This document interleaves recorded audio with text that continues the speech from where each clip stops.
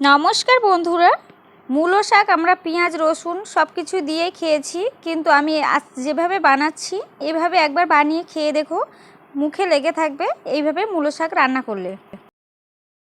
মূলো শাকগুলো আমি কুচি কুচি করে কেটে নিয়েছি, আর শাকগুলোকে একটু কুচি কুচি করেই কাটতে হবে, কারণ মূলো শাকের ডাঁটাগুলো যেহেতু একটু শক্ত হয়, খাওয়ার সময় কিরকম ক্যাচ ক্যাচ করবে একটু, তো সেই জন্য একটু ধুলো ধুলো করে কেটে নিয়েছি, ধুয়ে পরিষ্কার করে নিয়েছি আর জল ঝরাতে আমি দিয়ে দিয়েছি। এখন আমি রেসিপিটা শুরু করব। কড়াই গরম করে আমি দিয়ে দিয়েছি পরিমাণ মতো সর্ষের তেল। তেলটাকে আমি এখন একটু গরম করে নিচ্ছি। তেলটা গরম হয়ে গেছে, দিয়ে দিচ্ছি দুটো শুকনো লঙ্কা, আমি ফাটিয়ে নিয়েছি একটু, নিয়ে ভেজে নেব একটু শুকনো লঙ্কা দুটোকে।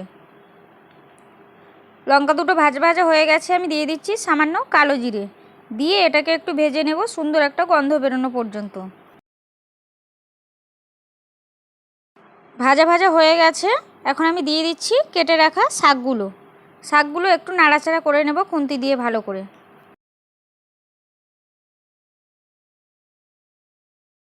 শাকটা একটু নাড়াচাড়া করে নিয়েছি, এখন দিয়ে দেব হলুদ গুঁড়ো, আর দিয়ে দিচ্ছি দুটো কাঁচা লঙ্কা, ঝালটা তোমরা তোমাদের পরিমাণ মতোই দেবে, আর দিয়ে দিচ্ছি পরিমাণ মতো নুন, দিয়ে এখন আমি শাকটাকে ভাজা ভাজা করে নেব।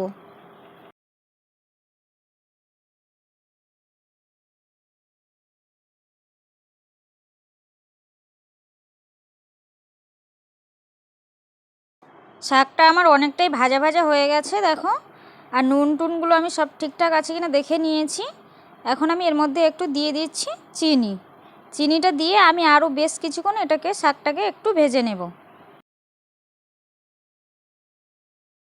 আরও কিছুক্ষণ আমি শাকটা ভেজে নিয়েছি, শাকটা প্রায় আমার হয়ে এসছে। এখন আমি এর মধ্যে দিয়ে দেব সর্ষে বাটা, একটু সর্ষে 1 চামচ মতো আমি সর্ষে বেটে নিয়েছি, সর্ষে বাটাটা দিয়ে দেব, দিয়ে আমি এটাকে একটু আরও গ্যাসটা হাই করে 2 মিনিট মতো এটাকে আমি ভালো করে সর্ষেটা শাকের সাথে মাখিয়ে নেব। সর্ষেটা দিয়ে বেশিক্ষণ শাকটা ভাজবো না, কারণ সর্ষেটা যে দিলে বেশি তিতো হয়ে যাবে ভাজলে, তো একটু নাড়াচাড়া করে নেব জাস্ট।